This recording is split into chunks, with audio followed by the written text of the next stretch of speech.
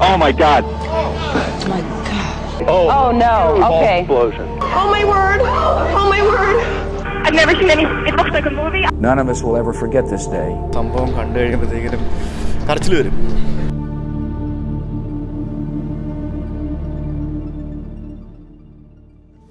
നമസ്കാരം from New York. ഞാൻ New York explore ചെയ്യാൻ റെഡിയായി നിൽക്കുകയാണ്. രാവിലെ 9 മണി. അപ്പോൾ നമ്മുടെ റൂമിൽ നിന്നുള്ള വ്യൂ കണ്ടേ. This was my room last night.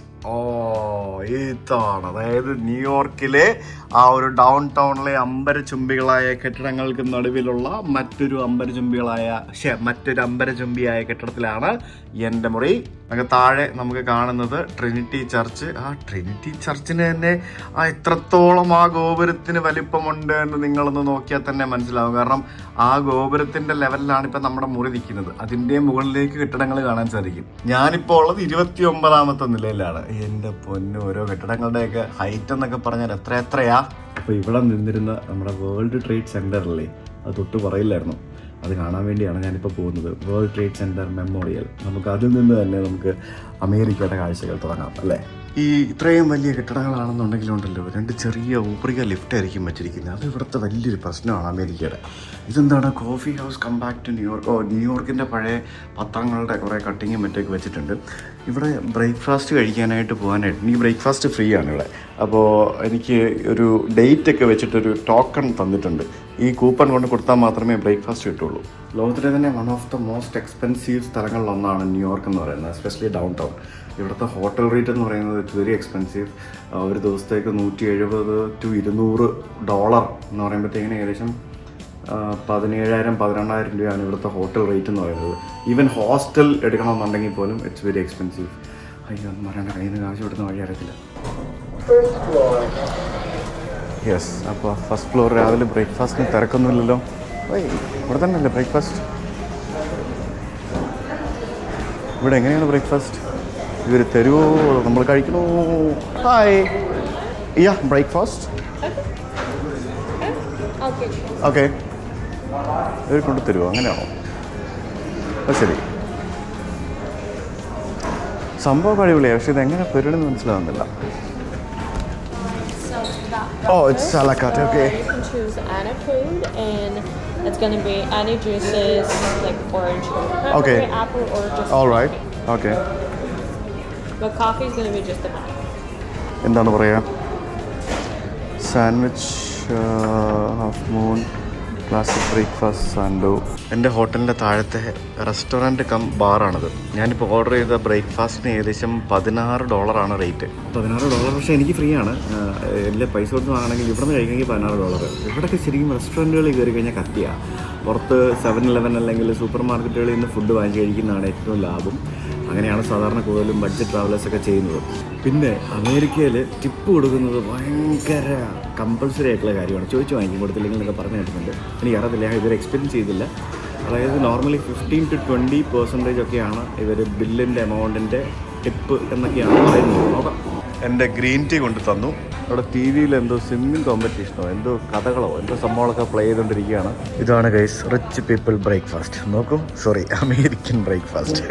മറ്റേ സിനിമയിൽ ഹോട്ടലിൽ പറയുന്ന പോലെ റിച്ച് ബ്രേക്ക്ഫാസ്റ്റ്, റിച്ച് മനുഷ്യർ കഴിക്കുന്ന ബ്രേക്ക്ഫാസ്റ്റ് തരട്ടെ എന്നൊക്കെ പറയുന്ന പോലെ തന്നെ. സോ ഇതെന്താ സംഭവം എന്ന് പറഞ്ഞാൽ 2 ബ്രെഡ് മറ്റേ ടോസ്റ്റ് ചെയ്തുകൊണ്ട് വെച്ചിട്ടുണ്ട്, കരിച്ചുകൊണ്ട് വെച്ചിട്ടുണ്ട്. പിന്നെ ഓംലെറ്റിനകത്ത് നിറച്ച് വെജിറ്റബിൾസും പിന്നെ ചീസ്, പിന്നെ വെജ് ഓംലെറ്റാണ് പറഞ്ഞത്. ഇപ്പോൾ ഓംലെറ്റിനകത്ത് മൊത്തം ഇതൊക്കെ തന്നെയാണ്, അങ്ങനെ സംഭവങ്ങൾ. പിന്നെ ഇത് ഉരുളക്കിഴങ്ങ് പുഴുങ്ങിയതാണെന്ന് തോന്നുന്നു കേട്ടോ. ഒരു ഹാഫ് ബോയിൽഡ് പോലെ ചെയ്ത് വെച്ചിരിക്കുന്ന ഉരുളക്കിഴങ്ങാണ്. അപ്പോൾ ഇതാണ് എൻ്റെ ബ്രേക്ക്ഫാസ്റ്റ് കഴിച്ച് കഴിഞ്ഞാൽ എനിക്കൊന്ന് റൂമിൽ പോകണം, ടോയ്ലറ്റിൽ പോകണം. ഇവിടുത്തെ ആൾക്കാരൊക്കെ ഭയങ്കര കൂളാണോ, ഭയങ്കര രസമായിട്ടാണ് സംസാരിക്കുന്നവരൊക്കെ. എനിക്ക് ഇഷ്ടപ്പെട്ടു. സ്ഥലമൊക്കെ ഇത് നമുക്കൊരിക്കലും UK, യൂറോപ്പായിട്ടൊന്നും കമ്പയർ ചെയ്യാൻ പറ്റത്തില്ല. ഇത് ഇവന്മാര് നമ്മൾ ഇന്ത്യക്കാരുടെ സ്വഭാവമൊക്കെയാണ് ചില സമയത്ത് എനിക്ക് അങ്ങനെ ഫീൽ ചെയ്തിട്ടുണ്ട്. നല്ല സംഭവമാണ്. Hi, going up? Yeah, come, it's okay. No problem. No, it's okay. Sometimes it's a struggle trying to get from one floor to the Yeah, I know, I can understand. Thank you so much. I appreciate it. Yeah, I like your hair. It's nice. 40 seconds. Yeah, thank you. Yeah, see you. പാവം. ഇവർ ഇവിടുത്തെ house കീപ്പിങ്ങിൻ്റെ ആൾക്കാരാണ്. അവർക്ക് ഒരു ഫ്ലോറിൽ നിന്ന് വേറൊരു ഫ്ലോറിലേക്ക് ആ സാധനം കൊണ്ടുപോകണമെങ്കിൽ എന്ത് പാടാന്നറിയാമോ? അങ്ങനെയല്ല, ഇപ്പം സാധാരണ ഗസ്റ്റ് ഉള്ളപ്പം അതും കൊണ്ട് കയറാൻ പാടില്ലല്ലോ, ഗസ്റ്റിന് ഇഷ്ടപ്പെടത്തില്ലല്ലോ. അതാണ് അത് ചോദിച്ചത്. 29th floor and this is my room. ന്യൂയോർക്കിൽ ഇത്തരത്തിലുള്ള ഹോപ്പ് ഓൺ ഹോപ്പ് ഓഫ് ബസ്സുകൾ അവൈലബിൾ ആണ്. ഇതെന്ത് ബസ്സാ? ഞാൻ അങ്ങനത്തെ ബസ്സൊന്നും എടുക്കുന്നില്ല. ഞാനതല്ലാതെ വാക്കിംഗ് ടൂറും പരിപാടികളും ചെയ്യാൻ വേണ്ടിയാണ് പ്ലാൻ. അപ്പോൾ ഇതാണ് എൻ്റെ ഹോട്ടലിൻ്റെ പുറത്തേക്ക് ഇറങ്ങി വരുമ്പോൾ ഉള്ള കാഴ്ച എന്ന് പറയുന്നത്. 50 ട്രിനിറ്റി പാലസ് എന്ന് പറയുന്ന ഈ ഒരു അഡ്രസ്സിലുള്ള ഹോട്ടൽ ഇൻഡിഗോ. അപ്പോൾ ഈ ഒരു സ്ഥലം എന്ന് പറയുന്നത് ശരിക്കും ഡൗൺ ടൗൺ അല്ലെങ്കിൽ ഫിനാൻഷ്യൽ ഡിസ്ട്രിക്റ്റ് എന്നൊക്കെയാണ് അറിയപ്പെടുന്നത്. അതായത് വേൾഡ് ട്രേഡ് സെൻ്ററൊക്കെ ഉണ്ടായിരുന്ന സ്ഥലം, അല്ലെങ്കിൽ ഇപ്പോഴും വൺ വേൾഡ് എന്ന് പറയുന്ന പുതിയ വേൾഡ് ട്രേഡ് സെൻ്ററൊക്കെ ഉള്ള ഒരു സ്ഥലം.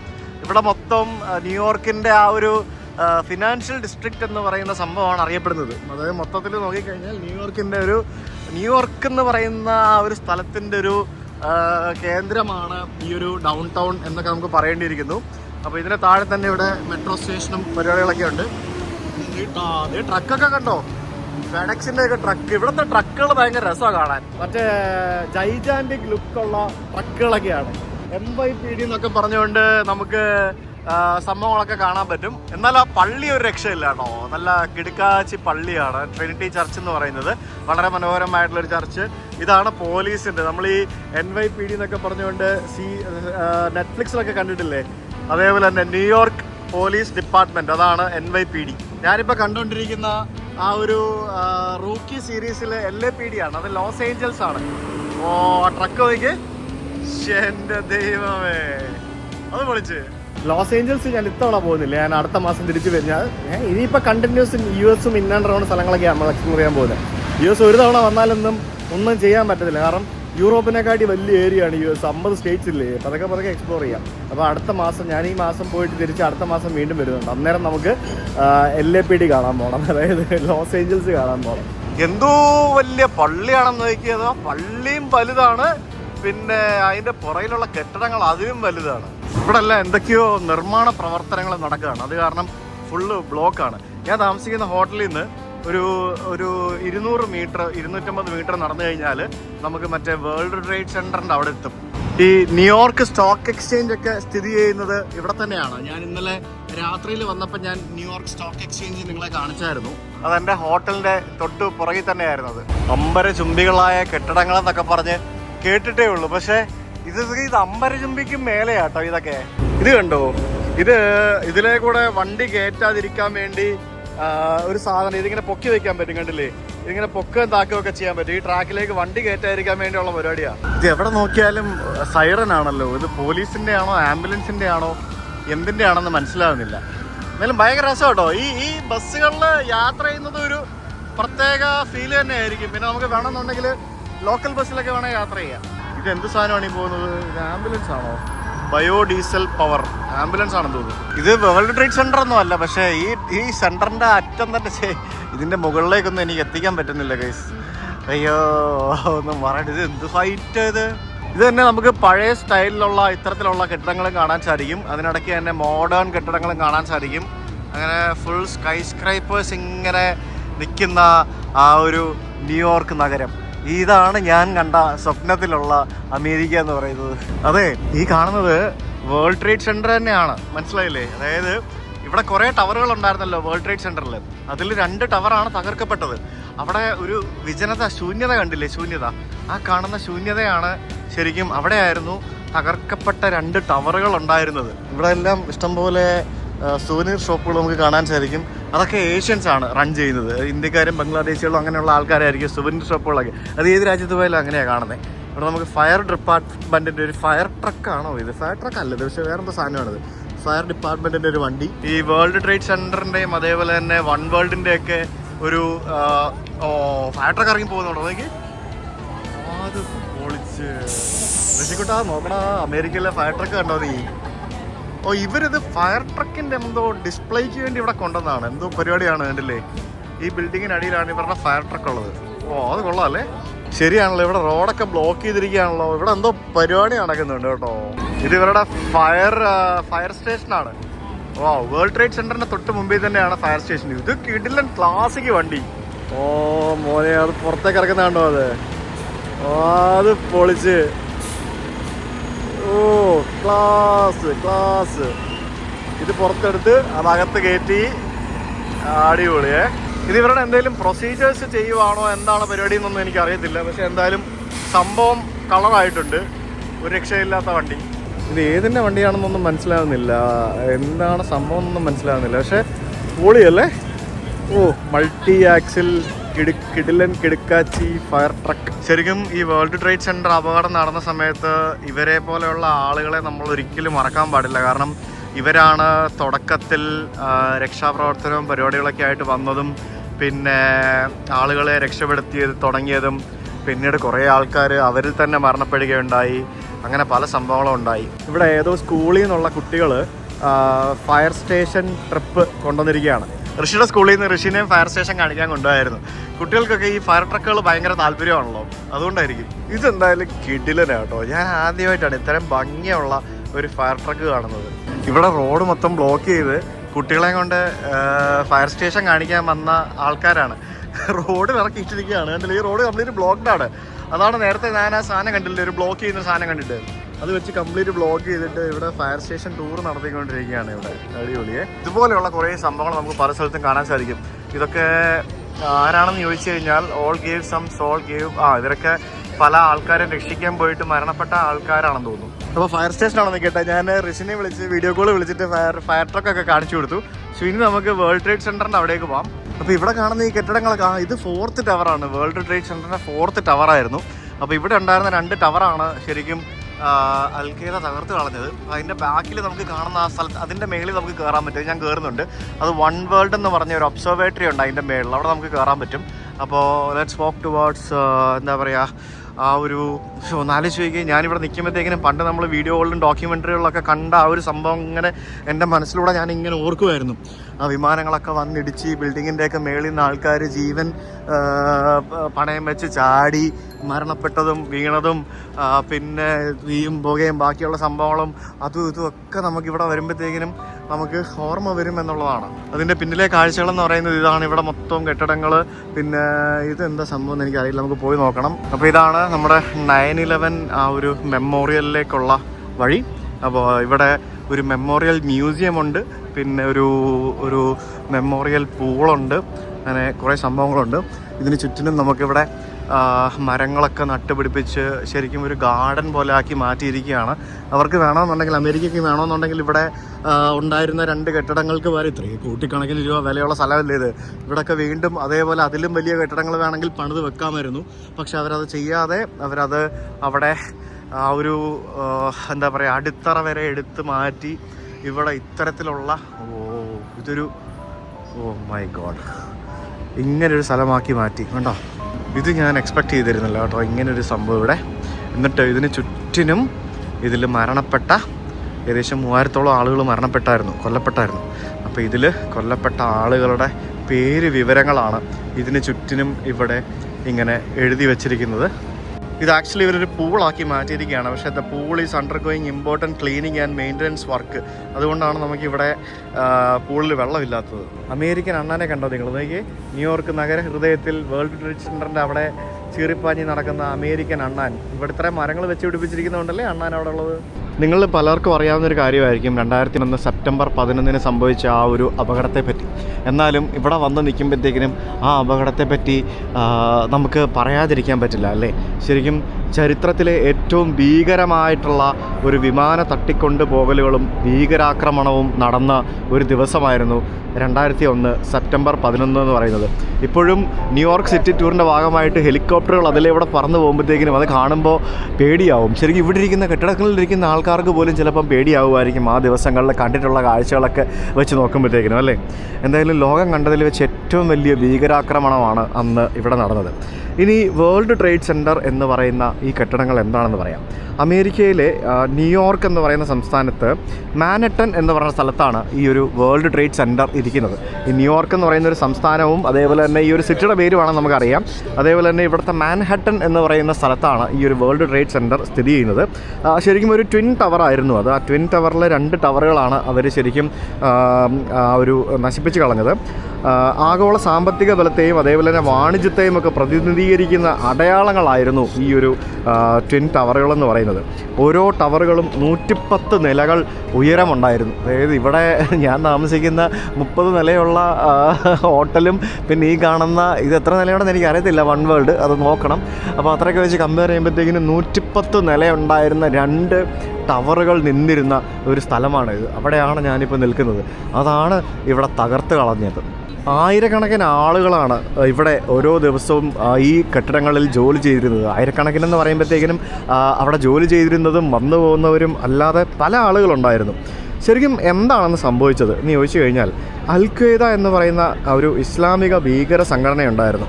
അവരുടെ നേതൃത്വത്തിൽ 4 യാത്രാ വിമാനങ്ങൾ തട്ടിക്കൊണ്ടു പോവുകയുണ്ടായി. എന്നിട്ട് അതിൽ 2 എണ്ണമാണ് നമ്മുടെ ഇവിടെയുള്ള വേൾഡ് ട്രേഡ് സെൻറ്ററിൻ്റെ ഇരട്ട ടവറുകളിലേക്ക് ഇടിച്ചു കയറ്റിയത്. ഒരു വിമാനം വാഷിങ്ടണിലെ പെൻറ്റഗൺ എന്ന് പറയുന്ന ഇവരുടെ ആ ഒരു പ്രതിരോധ കേന്ദ്രത്തിലേക്കും കൊണ്ടുപോയി. മറ്റൊരു വിമാനം ലക്ഷ്യസ്ഥാനത്തെത്താതെ യാത്രക്കാരൊക്കെ ഇടപെട്ട് മനസ്സിലാക്കി അത് പെൻസിൽവാനിയ എന്ന് പറഞ്ഞ സ്ഥലത്ത് തകർന്നു വീഴുകയാണ് ഉണ്ടായത്. അമേരിക്കൻ എയർലൈൻസിൻ്റെ ഫ്ലൈറ്റ് 11 നമ്പർ വിമാനമാണ് വേൾഡ് ട്രേഡ് സെൻറ്ററിൻ്റെ നോർത്ത് ടവറിലേക്ക് രാവിലെ 8:46 AM വന്നിടിച്ച് തകർത്തത്. അതാണ് ആദ്യമായിട്ടുണ്ടായ അപകടം. അതിന് തൊട്ട് പുറകെ 9:03 ഏകദേശം 15 മിനിറ്റുകൾക്ക് ശേഷം യുണൈറ്റഡ് എയർലൈൻസിൻ്റെ 175 വിമാനം സൗത്ത് ടവറിലേക്കും കൊണ്ടുവന്ന് കയറ്റി. ആദ്യത്തെ അപകടമുണ്ടായി 15 മിനിറ്റിൽ രക്ഷാപ്രവർത്തനം തുടങ്ങിയ ആളുകളൊക്കെ കുറേ പേര് രക്ഷപ്പെട്ട് തുടങ്ങി വന്ന അതേ സമയത്താണ് സൗത്ത് ടവറിൽ ഷടിയെന്നും പറഞ്ഞുകൊണ്ട് വിമാനം ആക്രമിക്കാൻ തുടങ്ങിയത്, വീഴാൻ തുടങ്ങിയത്. അപ്പം 2 എണ്ണം വന്നപ്പോഴത്തേക്കിനും ഇവിടുത്തെ ഭരണകൂടം ഉണർന്നു, ഇവിടുത്തെ പ്രതിരോധ ശക്തികളെല്ലാവരും ഉണർന്നു. എന്നിട്ട് ഇനിയും ഉണ്ടായേക്കാം എന്നുള്ള ഒരു നിഗമനത്തിലേക്ക് എത്തുകയും പിന്നീട് ഉടനെ തന്നെ പെൻറ്റഗണിലേക്ക് 9:37 അതായത് ആദ്യത്തെ അപകടം ഉണ്ടായിട്ട് 1 മണിക്കൂറിനുള്ളിൽ പെൻറ്റഗണിലേക്ക് അമേരിക്കൻ എയർലൈൻസിൻ്റെ തന്നെ 77 നമ്പർ വിമാനം കൊണ്ടുപോയി ഇടിച്ചു കയറ്റി. ആലോചിച്ച് നോക്കിയേ, എത്ര പ്ലാൻ ചെയ്ത് ആസൂത്രിതമായിട്ടാണ് ആ ഒരു പരിപാടി അവർ നടത്തിയെന്നുള്ളത്. 10 മണിയായപ്പോഴത്തേക്കിനും യുണൈറ്റഡ് എയർലൈൻസിൻ്റെ ഫ്ലൈറ്റ് 93 എന്ന് പറയുന്നത് പെൻസിൽവാനിയയിൽ ക്രാഷായി. അത് ശരിക്കും എവിടേക്കായിരുന്നു അതിൻ്റെ ലക്ഷ്യം എന്നുള്ളത് പല കഥകളും നിഗമനങ്ങളും പറയുന്നുണ്ടെങ്കിലും നമുക്ക് കൃത്യമായിട്ട് അറിയത്തില്ല എവിടേക്കായിരുന്നു അതുകൊണ്ട് ഇടിച്ചു കയറ്റാൻ വേണ്ടി ഇരുന്നത് എന്നുള്ളത്. ഇത്രയ്ക്ക് സംഭവങ്ങളെല്ലാം സംഭവിച്ചതോടുകൂടി നിലവിൽ ഇവിടെ അമേരിക്കയുടെ മുകളിൽ ഓടിക്കൊണ്ടിരുന്ന എല്ലാ വിമാനങ്ങളും താഴെ ഇറക്കാനും അതേപോലെ തന്നെ അമേരിക്കയിലേക്ക് പറന്നുകൊണ്ടിരുന്ന എല്ലാ വിമാനങ്ങളും അമേരിക്കയിലേക്ക് വരാതെ തിരിച്ചു വിടുകയും ചെയ്തു. അതായത് ഇപ്പോൾ ഫോർ എക്സാമ്പിൾ ഇപ്പോൾ എയർ ഇന്ത്യയുടെ ഫ്ലൈറ്റ് ഡൽഹിയിൽ നിന്ന് അമേരിക്കയിലേക്ക് പറക്കുകയായിരുന്നെങ്കിൽ ആ വിമാനം അമേരിക്കയിൽ ലാൻഡ് ചെയ്യിപ്പിക്കാതെ അത് തിരിച്ച് തന്നെ ഡൽഹിക്ക് വിടുക അല്ലെങ്കിൽ വേറെ എവിടെയെങ്കിലും സ്ഥലത്തേക്ക് റീറൂട്ട് ചെയ്യുകയും ചെയ്തു. എയർ ട്രാഫിക്കും എല്ലാ സംഭവങ്ങളും ദിവസങ്ങളോളം നിശ്ചലമായ ഒരു അവസ്ഥ വരെ അമേരിക്കയുടെ ചരിത്രത്തിൽ ആ സമയത്ത് സംഭവിച്ചു എന്നാണ് പറയപ്പെടുന്നത്. 9:03 സൗത്ത് ടവറിൽ വിമാനം വന്ന് ഇടിച്ചു കഴിഞ്ഞ് 9:53 അതായത് ഏകദേശം ഒരു മണിക്കൂറിനുള്ളിൽ തന്നെ സൗത്ത് ടവർ പൂർണ്ണമായിട്ടും തകർന്നു വീണു. തകർക്കുക എന്നുള്ളതായിരുന്നല്ലോ ലക്ഷ്യം. നോർത്ത് ടവറിൽ 8:45 വിമാനം വന്നിടിച്ചതാണ്. നോർത്ത് ടവർ 9:45 കഴിഞ്ഞ് 10:30 ആയപ്പോഴാണ് പൂർണ്ണമായിട്ടും തകർന്നു വീഴുന്നത്. അപ്പം അത് അത്രയും തകർന്ന് വീഴുക എന്നൊക്കെ പറയുമ്പോഴത്തേക്കിനും ഇവിടെയൊക്കെ ആ സമയത്ത് ഉണ്ടായിരുന്ന ആളുകൾ, ടൂറിസ്റ്റുകൾ, ജീവിക്കുന്ന ആൾക്കാർ, ഇവിടത്തെയൊക്കെ ഭീകരത അന്തരീക്ഷമൊക്കെ എന്തായിരിക്കും എന്ന് നമുക്ക് ഇവിടെ വന്ന് നിൽക്കുമ്പോൾ മാത്രമേ നമുക്കതൊക്കെ ഒന്ന് ഊഹിക്കാൻ മാത്രം പറ്റുള്ളൂ. 2977 ആളുകളാണ് ഇതിൽ മരിച്ചത് എന്നാണ് പറയപ്പെടുന്നത്. 25,000-ഓളം വരുന്ന ആളുകൾ പരിക്കേറ്റു. ഇതിൽ തന്നെ ഈ 3,000-ഓളം വരുന്ന ആളുകൾ 90-ൽ കൂടുതൽ രാജ്യങ്ങളിൽ നിന്നുള്ളവരാണ്. അതായത് 90-ലധികം രാജ്യങ്ങളിൽ നിന്നുള്ള നാഷണാലിറ്റീസാണ് ഇവിടെ മരിച്ച 3,000-ഓളം വരുന്ന ആളുകളെന്ന് പറയുന്നത്. ഇതിനകത്ത് ഇന്ത്യക്കാരും മലയാളികളും ഉൾപ്പെടെ പലർക്കും ഈ ആക്രമണത്തിൽ പ്രാണനഷ്ടമുണ്ടായി എന്നാണ് നമുക്ക് അറിയാൻ സാധിക്കുന്നത്. 343 അഗ്നിശമന സേനാംഗങ്ങൾ ഇതിനകത്ത് മരണപ്പെടുകയുണ്ടായി. അതിനകത്ത് 72 പോലീസുകാരും ജീവൻ നഷ്ടപ്പെടുത്തുകയുണ്ടായി. അതായത് ഇവരെ രക്ഷിക്കാൻ വന്നതും രക്ഷാപ്രവർത്തനത്തിന് വന്നതായിട്ടുള്ള ആളുകൾ അവരാണ് ഏറ്റവും കൂടുതൽ വീണ്ടും മരിച്ചത്. അൽ ഖ്വയ്ദ എന്ന് പറയുന്ന ഭീകര സംഘടനയായിരുന്നു ഇതിൻ്റെ പുറകിൽ. അതിൻ്റെ പിന്നിൽ പ്രവർത്തിച്ച ഒസാമ ബിൻ ലാദനാണ് അതിൻ്റെ മെയിൻ ആളെന്ന് പറയുന്നത്. എന്തായാലും ആക്രമണം ശരിക്കും അമേരിക്കയുടെ വിദേശ നയത്തിനെതിരായ ഒരു പ്രതിഷേധമായും തീവ്രവാദങ്ങൾക്കായും ഒക്കെ നടന്നതെന്നൊക്കെയാണ് പറയുന്നത്. എന്തായാലും പിന്നീട് ഒസാമ ബിൻ ലാദൻ എന്താണ് സംഭവിച്ചത്, അമേരിക്ക എന്താണ് പിന്നീട് ഇതിന് മറുപടിയായിട്ട് കൊടുത്തത്, എത്ര വർഷങ്ങൾക്ക് ശേഷമാണ് അതിന് മറുപടി കൊടുത്തത് എന്നൊക്കെ നമുക്കറിയാവുന്ന കാര്യമാണ്. അതിനുശേഷം അമേരിക്കയിൽ വാർ ഓൺ ടെറർ എന്ന് പറയുന്ന പേരിൽ തീവ്രവാദ വിരുദ്ധ യുദ്ധം ആരംഭിച്ചു. അമേരിക്ക തീവ്രവാദത്തിനെതിരായി ഭയങ്കരമായിട്ടുള്ള പ്രശ്നങ്ങൾ നടന്നു. പിന്നീടാണ് ഈ പറഞ്ഞ പോലെ മുസ്ലിം തീവ്രവാദ സംഘടനകൾക്ക് ഭയങ്കരമായിട്ടുള്ള പ്രശ്നങ്ങൾ നടന്നു. ശരിക്കും അതിനുശേഷം മുസ്ലിം പേരുകളുള്ള ആളുകൾക്ക് അമേരിക്കയിലേക്ക് വരാനായിട്ട് വിസ പോലും പല രീതിയിൽ കിട്ടാതെ വരുന്ന അവസ്ഥ വരെ ഉണ്ടായി. പിന്നീടാണ് ഈ വിമാനങ്ങളുടെ സുരക്ഷ വർദ്ധിപ്പിച്ചത്. ഇപ്പോൾ നമ്മൾ കഴിഞ്ഞ ദിവസം ഐസ്ലാൻഡ് എയറിൽ കയറി വന്നപ്പോഴത്തേക്കിനും നമ്മുടെ എയർപോർട്ടിൽ ഒരു സെക്കൻഡറി ലെവൽ സ്ക്രീനിങ് ഉണ്ടായിരുന്നു. അത് അമേരിക്കയിലൊക്കെയുള്ള പല വിമാനങ്ങളിലും അത്തരത്തിലുള്ള സെക്കൻഡറി ലെവൽ സ്ക്രീനിങ്ങുകൾ അവൈലബിൾ ആണ്, കമ്പൾസറിയാണ്. അമേരിക്കയിലെ എയർപോർട്ടുകളിലാണെങ്കിൽ പോലും എവിടെയാണെങ്കിലും അമേരിക്കൻ ഫ്ലൈറ്റുകളിലും അമേരിക്കയിലേക്കുള്ള ഫ്ലൈറ്റുകളിലൊക്കെ പിന്നീട് അതിഭയങ്കരമായിട്ടുള്ള സുരക്ഷാ നിർദ്ദേശങ്ങളും വരികയുണ്ടായി. സുരക്ഷാ ചട്ടങ്ങൾ കൂടുതലായിട്ട് വർദ്ധിപ്പിച്ചു. അങ്ങനെ പല പല പ്രിക്കോഷൻസ് പിന്നീട് അത്തരത്തിലുള്ള ഒരു അപകടം ഉണ്ടാവാതിരിക്കാൻ വേണ്ടി അമേരിക്ക കൈകണ്ടു എന്നാണ് പറയേണ്ടത്. 2001 നടന്ന ഈ ഒരു സംഭവത്തിന് ശേഷം 2011 പാകിസ്ഥാനിലെ അബാറ്റാബാദ് എന്ന് പറഞ്ഞ സ്ഥലത്ത് വെച്ചിട്ട് അമേരിക്കൻ പട്ടാളം ഈ ഉസാമ ബിൻ ലാദനെ വധിച്ചത്. 10 വർഷത്തിന് ശേഷമാണ് അമേരിക്കയ്ക്ക് ഉസാമ ബിൻ ലാദനെ വധിക്കാൻ സാധിച്ചത് എന്ന് പറയേണ്ടിയിരിക്കുന്നു. 10 വർഷത്തിന് ശേഷം. ആലോചിക്കുക. ഇപ്പോൾ അതിന് ശേഷം എന്തായെന്ന് ചോദിച്ചു കഴിഞ്ഞാൽ, ഇവിടെ ഈ തകർന്ന ടവറുകൾക്ക് പകരം പുതിയതായിട്ട് വൺ വേൾഡ് ട്രേഡ് സെൻറ്റർ എന്ന് പറയുന്ന ഒരു ഫ്രീഡം ടവർ നിർമ്മിച്ചു. അതാണ് നമ്മുടെ പുറകിൽ കാണുന്ന ആ ഒരു വലിയ ടവർ എന്ന് പറയുന്നത് freedom tower, one world trade centre. 2014 ഇത് തുറന്നത്. ഇതിൻ്റെ ഉയരം എന്ന് പറയുന്നത് 1776 അടിയാണ്. അതായത് അമേരിക്കയുടെ സ്വാതന്ത്ര്യ വർഷമാണ് അതെന്നാണ് പറയുന്നത്. 1776 അടി ഉയരത്തിലുള്ള ആ കെട്ടിടമാണ് ഇപ്പോൾ നമുക്ക് കാണാൻ സാധിക്കുന്നത്, ഇവിടുത്തെ ഏറ്റവും വലിയ കെട്ടിടം. 2011 സെപ്റ്റംബർ 11 ഇവിടെ 9/11 മെമ്മോറിയൽ എന്നും പറഞ്ഞുകൊണ്ടൊരു മെമ്മോറിയൽ ആൻഡ് മ്യൂസിയം ആരംഭിച്ചു. അതിൽ നമ്മൾ കയറും. 2 വലിയ റിഫ്ലക്റ്റിംഗ് പൂൾസ് ഉണ്ട് ഇവിടെ. അതാണ് ഓരോ ടവറിൻ്റെയും അടിസ്ഥാനം എന്ന് പറയുന്നത്. ഇതിനകത്ത് ചുറ്റിനും മരിച്ചവരുടെ പേരുകൾ ഗ്രാനൈറ്റിൽ എഴുതി അനുസ്മരിച്ചിട്ടുണ്ട്. ഇതിൻ്റെ ഒരു ആഗോള പ്രഭാവം എന്തായിരുന്നു എന്ന് ചോദിച്ചു കഴിഞ്ഞാൽ, അന്താരാഷ്ട്ര വിമാനയാത്രകളിൽ സുരക്ഷ സംഭവങ്ങൾ കൂടുതലായിട്ട് വന്നു എന്നൊക്കെയുള്ളതാണ് ഇതിൻ്റെ ഒരു ആഫ്റ്റർ എഫക്ട്സ്. കാരണം പല രാജ്യങ്ങളും, അമേരിക്ക മാത്രമല്ല പല രാജ്യങ്ങളും ഇൻ്റർനാഷണൽ യാത്രകളിലും ഡൊമസ്റ്റിക് യാത്രകളിലൊക്കെ വിമാനങ്ങളിലെ സെക്യൂരിറ്റി ചെക്ക് കാര്യമായിട്ട് വർദ്ധിപ്പിച്ചു. പിന്നെ ഇസ്ലാമോഫോബിയ പോലെയുള്ള കുറേ ധാരണകളും വിദ്വേഷങ്ങളും തെറ്റായ ധാരണകളും അങ്ങനെയുള്ള പല സംഭവങ്ങളൊക്കെ ലോകമെമ്പാടും പ്രത്യേകിച്ച് അമേരിക്കയിലും യൂറോപ്പിലുമൊക്കെ ധാരാളമായിട്ട് കൂടുകയുണ്ടായി. അമേരിക്കൻ സാമ്പത്തിക തലത്തിലും രാഷ്ട്രീയ തലത്തിലുമുള്ള ധാരാളം മാറ്റങ്ങൾ സംഭവിക്കുകയുണ്ടായി. ഇതിൽ നിന്നൊക്കെ നാം എന്താണ് പഠിക്കേണ്ടതെന്ന് പറഞ്ഞു കഴിഞ്ഞാൽ, സുരക്ഷയുടെ ആവശ്യകതയാണ് ഏറ്റവും വലിയൊരു ഫാക്ടർ. സുരക്ഷ പല രീതിയിലും, നമുക്ക് പല രീതിയിൽ സുരക്ഷ അത് ഏറ്റവും വലിയൊരു കാര്യമാണ്. ഭീകരത എത്രയും വേഗം തിരിച്ചറിഞ്ഞ് ഭീകരതയെ കൂട്ടുനിൽക്കുന്ന ആളുകളെ പാടെ ഇല്ലാണ്ടാക്കുക, ഭീകരത തുടച്ചു നീക്കുക ഈ രാജ്യത്ത് നിന്നും. എന്തിനാണ് ഭീകരത തുടച്ചു നീക്കുക? സാംസ്കാരിക മത പരസ്പര അതായത് ബഹുമാനം, സാംസ്കാരികമായിട്ട് നമ്മൾ പലരും അങ്ങോട്ടും ഇങ്ങോട്ടും വ്യത്യസ്തമുണ്ടാവാം. പല മതത്തിൽപ്പെട്ട ആൾക്കാരായിരിക്കാം, പല ചിന്താഗതിയിൽപ്പെട്ട ആൾക്കാരായിരിക്കും. ഇതൊക്കെ അങ്ങോട്ടും ഇങ്ങോട്ടും ബഹുമാനിക്കാൻ പഠിക്കുക, മനുഷ്യജീവൻ്റെ വില എന്താണെന്ന് മനസ്സിലാക്കുക. ഇതൊക്കെയാണ് സിമ്പിളായിട്ട് ചെയ്യേണ്ട ഒരു കാര്യം എന്ന് പറയുന്നത്.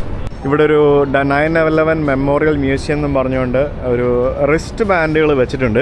അപ്പോൾ ഇതിൽ റിസ്റ്റ് ബാൻഡുകൾ നിങ്ങൾക്ക് എത്ര വേണമെങ്കിലും എടുത്തുകൊണ്ട് പോകാം. എന്തെങ്കിലും ഒരു ഡൊണേഷൻ ഇതിനകത്ത് ഇട്ടിട്ട് എടുത്തുകൊണ്ട് പോകാൻ വേണ്ടി പറഞ്ഞിട്ടുണ്ട്. അങ്ങനെ വേണമെന്നുണ്ടെങ്കിൽ ആർക്കെങ്കിലും ഇത് ചെയ്യുന്നതിന് വേണ്ടിയുള്ള പല സംഭവങ്ങളുണ്ട്.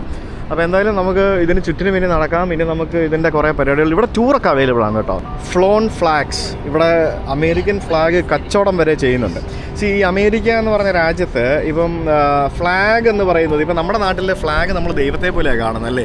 ഭയങ്കര ബഹുമാനം നൽകേണ്ട ഒരു കാര്യമാണ് നമ്മുടെ നാഷണൽ ഫ്ലാഗ് എന്ന് പറയുന്നത്. പക്ഷേ ഇവരുടെ അണ്ടർവെയറിലും അതേപോലെ തന്നെ സോക്സിലും അങ്ങനെയുള്ള സ്ഥലങ്ങളിലും വരെ ഫ്ലാഗ് വെക്കുന്നുണ്ടാവും. അതായത് ഫ്ലാഗ് എന്ന് പറയുന്നത് ഇവർ അങ്ങനെ വലിയ ബഹുമാനം കൊടുക്കുന്ന കാര്യമൊന്നുമല്ല. ഇതിൽ പല സംഭവങ്ങളുണ്ട്. പക്ഷേ എന്നാലും ഫ്ലാഗ് കത്തിച്ച് കളയുക, അങ്ങനത്തെ പല പരിപാടി. നമ്മുടെ അവിടെ ഈ നാഷണൽ ഫ്ലാഗ് കത്തിച്ച് കളയുന്ന പറഞ്ഞാൽ രാജ്യദ്രോഹ കുറ്റമാണ്. അപ്പോൾ അങ്ങനെയുള്ള പല സംഭവങ്ങളുണ്ട്. അപ്പോൾ ഇവിടെ 9/11 മെമ്മോറിയൽ റിലേറ്റഡ് ആയിട്ടുള്ള കുറേ സ്റ്റോറുകൾ അവൈലബിൾ ആണ്. സുവനീറുകളൊക്കെ വാങ്ങണമെന്നുണ്ടെങ്കിൽ അത് വാങ്ങിക്കാം. ഇതിൽ ഫ്ലൈറ്റ് 9330 മരണപ്പെട്ട ആളുകളുടെ പേര് എന്നൊക്കെ പറഞ്ഞുകൊണ്ട് എല്ലാം പ്രത്യേകമാണ് എഴുതി വെച്ചിരിക്കുന്നത് ഇവിടെ. ഇതിൻ്റെ പുറകിൽ ഈ കാണുന്നതാണ് 9/11 മ്യൂസിയം എന്ന് പറയുന്നത്. ഇതിനകത്തേക്ക് കയറാനായിട്ട് ടിക്കറ്റ് എടുക്കണം. നമുക്ക് മ്യൂസിയത്തിൻ്റെ ഉള്ളിലേക്ക് പോകുന്നതിന് മുമ്പായിട്ട് നമുക്ക് ഇവിടെ ഇതിന് ചുറ്റിനും ഒന്ന് നടന്നിട്ട് നമുക്ക് പോകാം.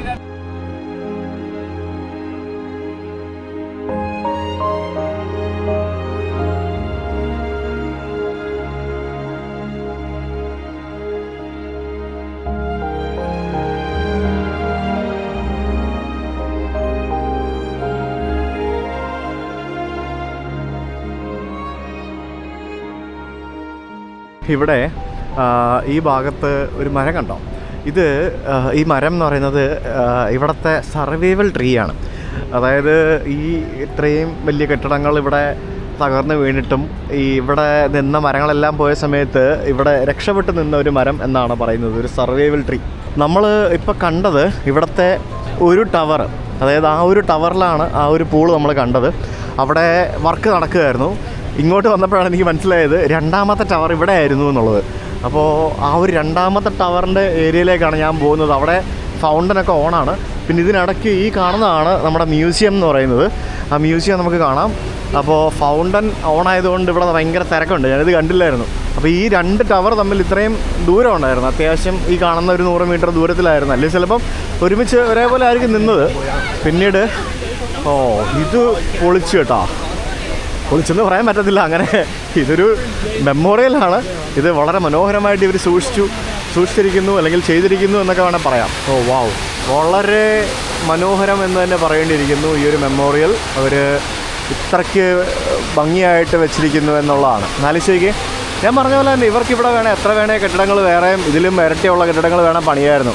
പക്ഷേ അത് മാത്രം അവിടെ പണിതിട്ട് ഈ ഒരു സ്ഥലം ഇവരിങ്ങനെ ഒരു മെമ്മോറിയലായിട്ട് കീപ്പ് ചെയ്തു എന്നുള്ളതാണ്. ഇതിൻ്റെ ചുറ്റിനും നമുക്ക് ഇത്തരത്തിൽ ഇവിടെ മരണപ്പെട്ട ആൾക്കാരുടെ പേരുകൾ എഴുതി വച്ചിട്ടുണ്ട്. ഇത് ഈ എല്ലാവരുടെയും പേരുകളുണ്ട്. അതായത് ഈ കെട്ടിടത്തിൽ മരണപ്പെട്ട ആൾക്കാർ, പിന്നെ ഇതിൽ രക്ഷാപ്രവർത്തനത്തിൻ്റെ സമയത്ത് മരണപ്പെട്ട ആൾക്കാർ എന്നൊക്കെ പറഞ്ഞുകൊണ്ട് അങ്ങനെ പല ആളുകളുടെ പേരുകൾ എഴുതി വച്ചിട്ടുണ്ട്.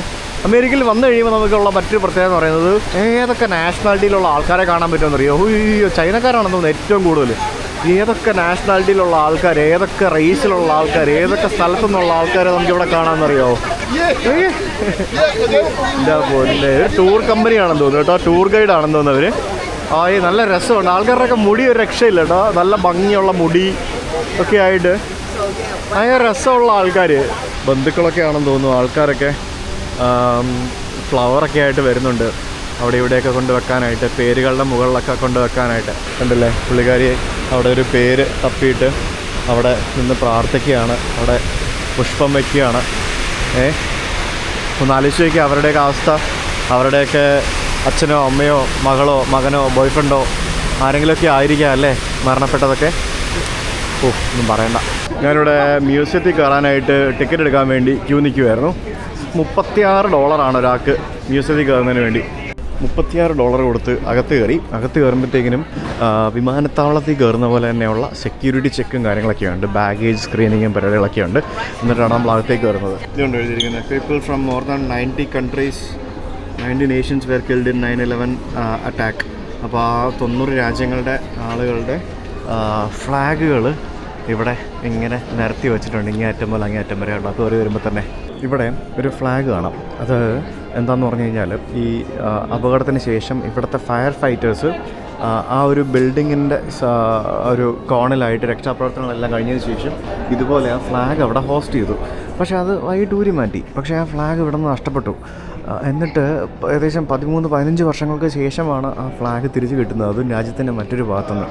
അതിൻ്റെ കുറച്ച് ഇൻട്രസ്റ്റിംഗ് ആയിട്ടുള്ള സ്റ്റോറി ഇവിടെ എഴുതി വെച്ചിട്ടുണ്ട്. ആ ഒരു ഫ്ലാഗും അവിടെ വെച്ചിട്ടുണ്ട്. പിന്നെ ഇങ്ങോട്ട് കയറി വരുമ്പോഴത്തേക്കിനും നമുക്കിവിടെ എന്താണെന്ന് ചോദിച്ചു കഴിഞ്ഞാൽ മുകളിൽ നമുക്കിവിടെ ഒരു കഫറ്റീരിയ ഉണ്ട്. പിന്നെ നമുക്കിവിടെ ഒരു ഓഡിറ്റോറിയം ഉണ്ട്. ഈ ഓഡിറ്റോറിയത്തിൽ നമുക്ക് കയറിയിരുന്ന് നമുക്ക് ഇവിടെ ഒരു മൂവി പ്രദർശിപ്പിക്കും. ആ ഒരു മൂവി കാണാം എന്നാണ് പറയുന്നത്. അപ്പോൾ ഈ ഒരു ഫ്ലാഗ്സ് കണ്ടില്ലേ ഇവിടെ, ഈ ഒരു ഫ്ലാഗിൻ്റെ ഇടയ്ക്കായിട്ട് നമുക്കിവിടെ നമ്മുടെ ഇന്ത്യൻ ഫ്ലാഗും കാണാൻ സാധിക്കും. സാധാരണ നമ്മൾ എല്ലാ സമയത്തും ഇന്ത്യൻ ഫ്ലാഗ് കാണുമ്പോൾ അഭിമാനത്തോടെയാണ് നോക്കുന്നതെന്നുണ്ടെങ്കിലും നമുക്കിവിടെ അഭിമാനമല്ല സത്യം പറഞ്ഞാൽ. ആ നഷ്ടപ്പെട്ട ആ ഒരു ഓരോ രാജ്യക്കാരുടെയും നഷ്ടപ്പെട്ട ആ ഒരു ആളുകളുടെ ഒരു വേദനയാണ് നമുക്ക് ഇവിടെ മനസ്സിലാവുന്നത്. ഇതിനകത്ത് നമുക്ക് ഇവരുടെ ഒരു ചിത്രം പ്രദർശിപ്പിക്കുകയാണ് ഇവിടുത്തെ കാര്യങ്ങളെപ്പറ്റി. Crisis: America Under Attack is a film produced by the 9/11 Memorial and Museum for exclusive screening in this auditorium. The film will run for approximately 15 minutes. We ask that you guys take notes of the emergency exits, which will be that door, and this door. When you guys are exiting, you're going to exit from the door on my right. അത് കാണേണ്ടതായിരുന്നു കേട്ടോ. ഇവിടെ ആരെങ്കിലും വരികയാണെങ്കിൽ അത് കാണാൻ miss ചെയ്യരുത്. അതൊരു 15 minute ഉണ്ട്. അതിനകത്ത് ആ സമയത്ത് നമ്മുടെ ഇവിടുത്തെ പ്രസിഡൻ്റായിരുന്ന ജോർജ് ബുഷും പിന്നെ ഇവിടുത്തെ പല ആൾക്കാരും ചേർന്നിരുന്ന് അവരുടെ എക്സ്പീരിയൻസ് പറയുന്ന സംഭവം കണ്ടു കഴിയുമ്പോഴത്തേക്കിനും കരച്ചിൽ വരും. പറയണ്ട, ഈ ട്രാജഡി നടന്ന മ്യൂസിയം ഒക്കെ കാണാൻ പോകുമ്പോഴത്തേക്കിനും കരഞ്ഞു. ഹിരോഷിമയിലും അവിടെ ഇവിടെയൊക്കെ പോയ സമയത്തും അത് തന്നെയായിരുന്നു അവസ്ഥ. എന്തായാലും ലെറ്റ്സ് ഗോ ഡൗൺ.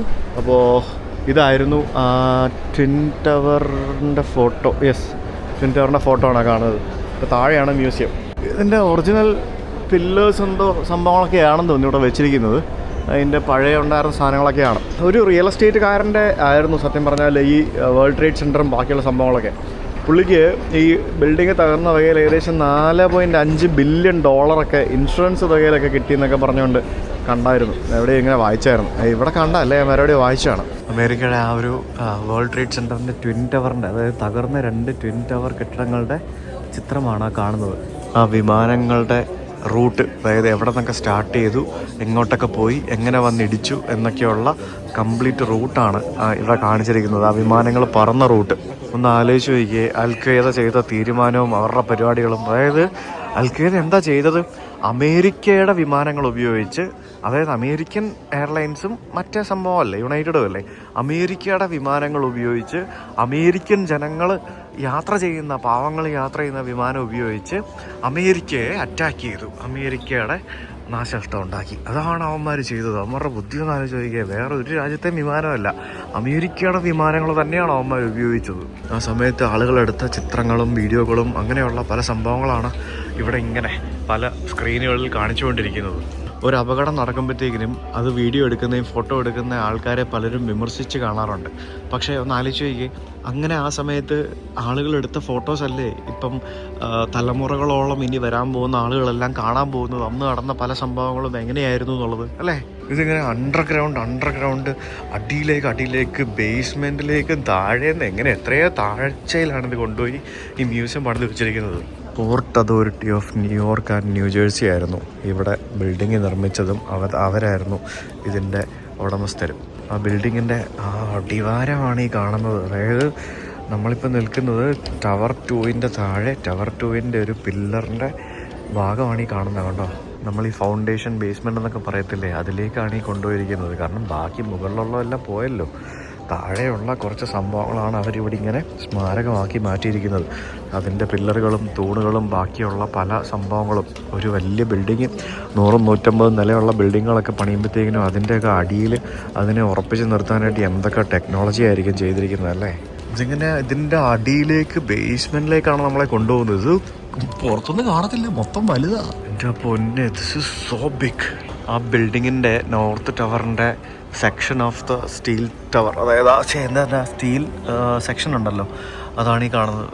അതായത് നമുക്കിനി കാണാൻ സാധിക്കാത്ത ആ ഒരു പഴയ ചിത്രം, അത് അപകടത്തിൽ നടന്ന സമയത്ത് എടുത്ത ചിത്രം. ഇവിടെ സെൽഫ് ഗൈഡഡ് ടൂർ കിട്ടും, പിന്നെ ഗൈഡ് വെച്ചുള്ള ടൂർ കിട്ടും.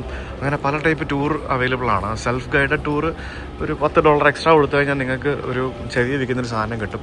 അത് ചെവിയിൽ വെച്ചിട്ട് ഇങ്ങനെ വന്ന് കണ്ട് കേട്ട് പോവാം. No day shall erase you from the memory of time.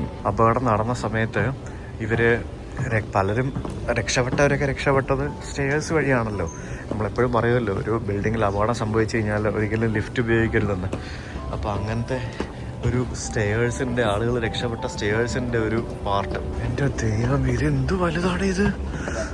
അത്രയും ഭയങ്കര വലിപ്പം ഇതിനടിയിൽ വരുമ്പോഴത്തേക്കിനും. എൻ്റെ പൊന്നെ,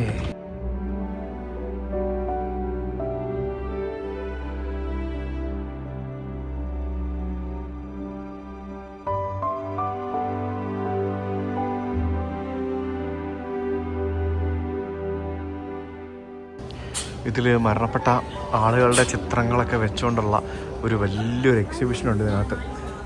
ഈ ഓരോ വ്യക്തികളെക്കുറിച്ചുള്ള ചരിത്രമല്ല, അവരുടെ ബേസിക് ഹിസ്റ്ററിയും കാര്യങ്ങളൊക്കെ പറഞ്ഞുകൊണ്ടിരിക്കുന്ന സംഭവങ്ങളും വീഡിയോ പ്രദർശനവും മറ്റുമൊക്കെ ഇതിനകത്തുണ്ട്. നമ്മളിപ്പോൾ വന്നിരിക്കുന്നത് സൗത്ത് ടവർ എക്സ്കവേഷൻ ഭാഗത്താണ്. അതായത് സൗത്ത് ടവറിൻ്റെ അടിയിലാണ്. നമ്മളിപ്പോൾ എത്ര അടിയിലേക്കാണ്, ബേസ്മെൻറ്റിലേക്കാണ് വന്നതെന്നറിയാമോ? ഇത് ഗംഭീരം കേട്ടോ. ഒരു ബിൽഡിംഗ് പണിത് കഴിഞ്ഞാൽ പിന്നെ ഇങ്ങനെയൊക്കെ ആയതല്ലാതെ ഒരിക്കലും ഇതൊന്നും നമുക്ക് കാണാൻ പറ്റില്ലല്ലോ പണ്ട്. എൻ്റെ അമ്മയെ നോക്കിയേ, എന്താ അല്ലേ ഇത്രയും വലിയ കെട്ടിടത്തിൻ്റെയൊക്കെ അടിയിൽ ബേസ്മെൻറ്റിൽ ഇതുപോലെയൊക്കെ ആയിരുന്നു എന്ന് പറഞ്ഞു കഴിഞ്ഞാൽ വിശ്വസിക്കാൻ പറ്റുമോ നമുക്ക്? കോൺക്രീറ്റും സ്റ്റീലും ബാക്കിയുള്ള സംഭവങ്ങളും ഒക്കെ ആയിട്ടല്ലേ. നിർമ്മാണത്തിൻ്റെ സമയത്ത് എടുത്ത ചിത്രമാണിത്. പഴയ സിനിമകളല്ലല്ലോ, ആ സിനിമകളിലൊക്കെ വേൾഡ് ട്രേഡ് സെൻറ്റർ ഉണ്ടായിരുന്ന സമയത്ത് അല്ലെ കാണിച്ചത്, ഫീച്ചർ ചെയ്ത ആ ഒരു ഭാഗങ്ങളൊക്കെയാണ് ഇവിടെ കാണിച്ചിരിക്കുന്നത്. ഇവിടെ ഉണ്ടായിരുന്നൊരു റേഡിയോ ആൻഡ് ടെലിവിഷൻ ആൻ്റനിയുടെ ഒരു ഭാഗമാണ് ഈ വെച്ചിരിക്കുന്നത്. റേഡിയോ ആൻഡ് ടെലിവിഷൻ ആൻ്റന എന്ന് പറയുന്നത് ഇവിടുത്തെ ബിൽഡിങ്ങുകളിലുണ്ടായിരുന്നൊരു ഇതാണ്.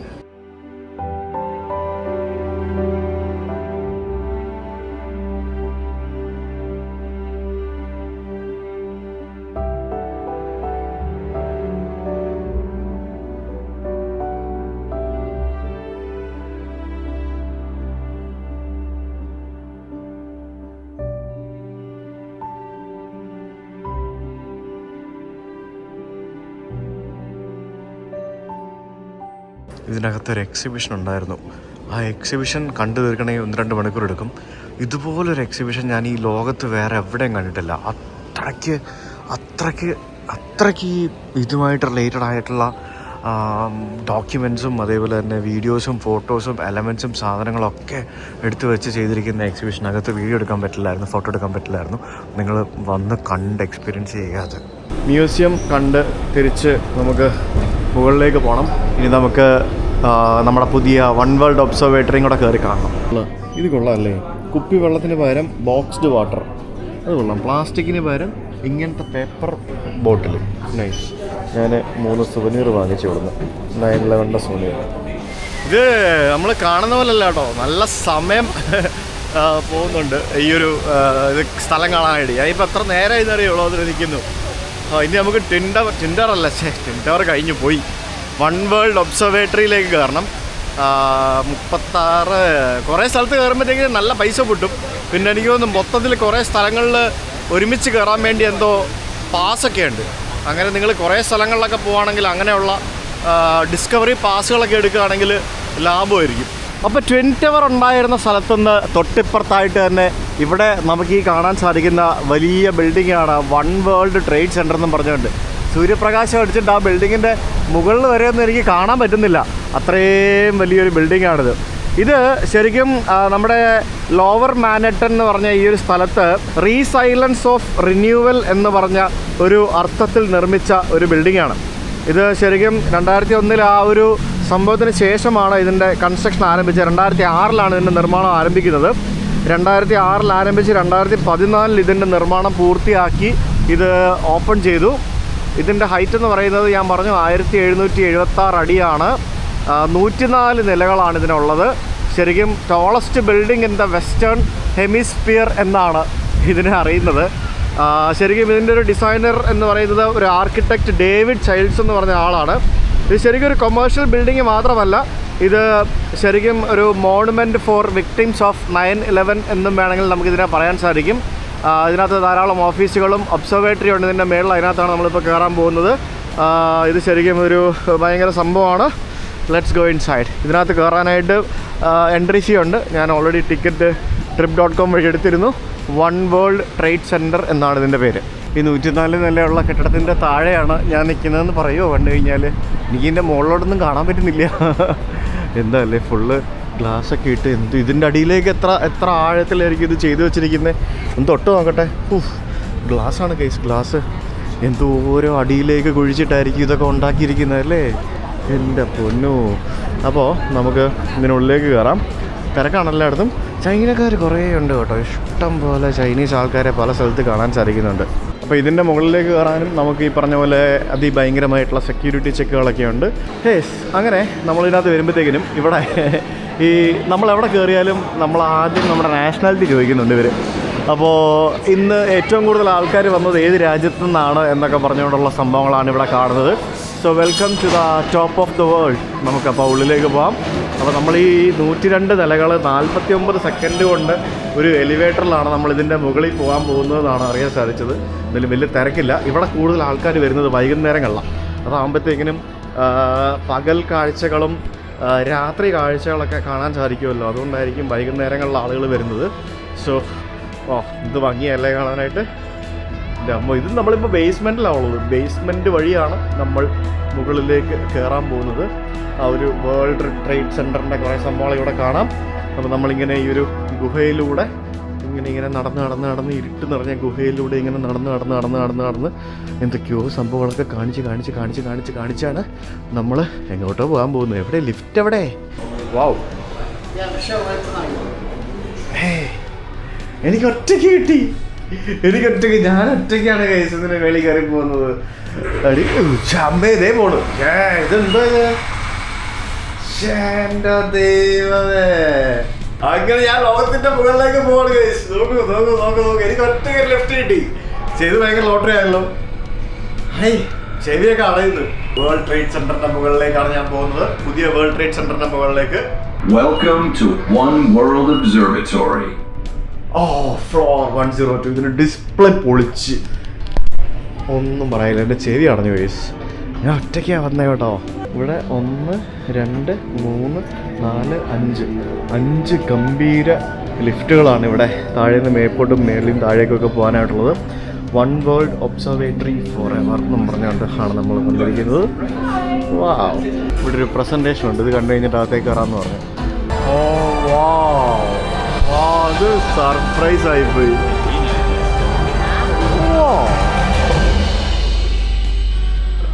അത് വിളിച്ച് ഒരു പ്രസന്റേഷൻ എന്ന് പറഞ്ഞുകൊണ്ട് പ്രസന്റേഷൻ ഇവിടെ ഡിസ്പ്ലേ കഴിഞ്ഞിട്ട് അതെല്ലാം കൂടെ പൊങ്ങി. അത് വിളിച്ചു കേട്ടോ. അത് ഗംഭീര സെറ്റപ്പായിരുന്നു. ഇനി നമുക്ക് അങ്ങോട്ടേക്ക് പോവാം, ഒബ്സർവേറ്ററിയിലേക്ക് പോവാം. അപ്പോൾ ഇതാണ് നമ്മുടെ വൺ വേൾഡ് ഒബ്സർവേറ്ററിയുടെ ആ ഒരു സ്ഥലം. അവിടെ നിന്ന് നമ്മൾ ഒരു ഫ്ലോറ് താഴേക്ക് പോയിട്ട് ഇവിടെ എവിടെയാണ് ഒബ്സർവേറ്ററി.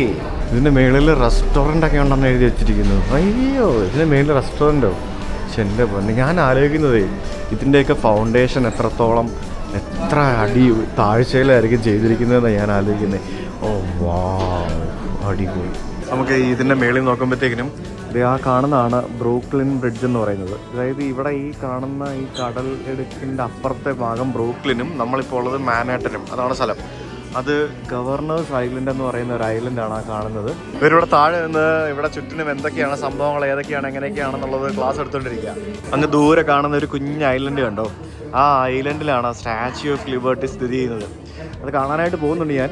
അത് ബോട്ടിൽ വേണം അങ്ങോട്ടേക്ക് പോകാനായിട്ട്. ബോട്ട് മാർഗം മാത്രമേ പോകാൻ സാധിക്കുകയുള്ളൂ.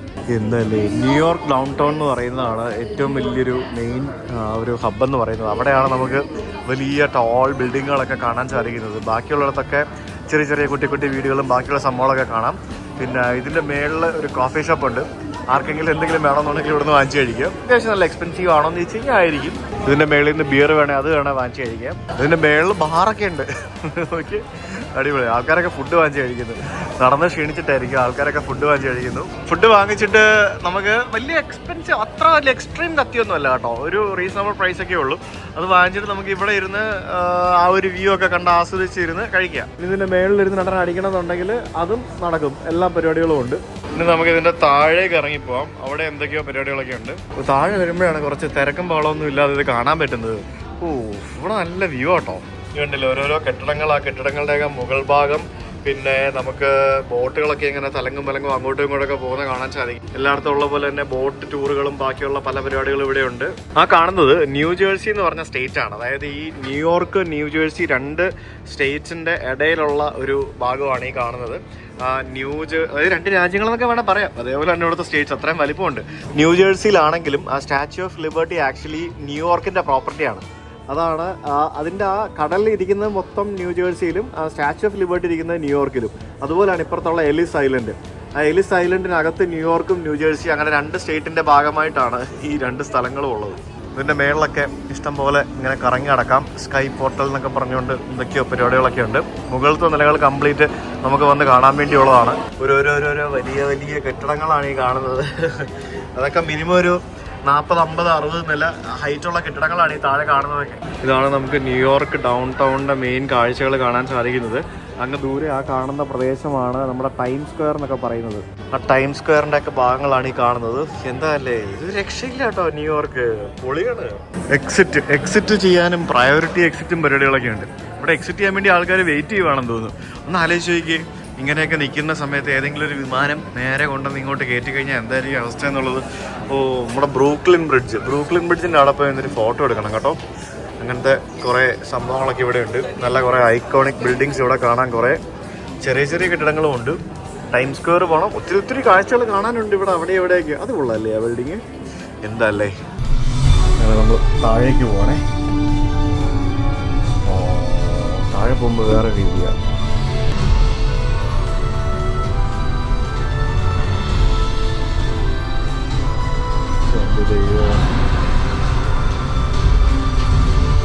Thank you for visiting One World Observatory. അയ്യോ ശരി കിടന്നു. ശരി കിടന്നു, ശരി കിടന്നു. Thank you. മുകളിലേക്ക് കയറാൻ ആൾക്കാർ കാത്തിരിക്കുന്നു. അങ്ങനെ ആ ഒരു വലിയ ഇവിടെ ഹോണടിയൊക്കെ ഉണ്ടോ? അങ്ങനെ ആ ഒരു വലിയ കെട്ടിടത്തിൻ്റെ മേളിൽ കയറി. കെട്ടിടമൊന്നും പറയാൻ പറ്റില്ല, ഇത് ഭയങ്കര സംഭവമാണ്. അതിൻ്റെ മേളിൽ കയറി സംഭവങ്ങളൊക്കെ കണ്ടിട്ട് ഇറങ്ങി വന്നു. ഞാൻ ഇന്ന് ഇപ്പം തന്നെ അത്യാവശ്യം നല്ല ടയർഡായി. കാരണം എന്താ പറയുക, ഇത്ര കുറേ നടക്കാനുണ്ട് ഇഷ്ടം പോലെ. ഇത് മൊത്തം നടന്ന് കാണണ്ടേ, അല്ലാണ്ട് ഇപ്പം എന്നാ ചെയ്യാം. അപ്പോൾ എന്തായാലും ഈ വീഡിയോ ഇവിടെ വെച്ച് അവസാനിപ്പിക്കുന്നു. ലോകത്തിൽ തീവ്രവാദത്തിനെതിരായിട്ട് എല്ലാവരും പ്രവർത്തിക്കണം. പല സംഭവങ്ങളും നടക്കണം. തീവ്രവാദം ഒരിക്കലും അംഗീകരിക്കാൻ പറ്റാത്ത കാര്യമാണ്, പ്രോത്സാഹിപ്പിക്കാൻ പറ്റാത്ത കാര്യമാണ്. അങ്ങനെ ദുരുപരിപാടികളും ഇനിയൊന്നും ഇതുപോലുള്ള സംഭവങ്ങളൊന്നും അപകടങ്ങളും വിഷയങ്ങളും പ്രശ്നങ്ങളും ഒന്നും എവിടെ ഉണ്ടാവാതിരിക്കട്ടെ എന്ന് നമുക്ക് പ്രാർത്ഥിക്കാം. ഈ വീഡിയോ ഇഷ്ടമായെന്ന് വിചാരിക്കുന്നു. അപ്പം അമേരിക്കയിൽ നിന്നുള്ള വ്യത്യസ്തമായ കാഴ്ചകൾ കാത്തിരിക്കൂ, വരുന്നുണ്ട്. ബൈ.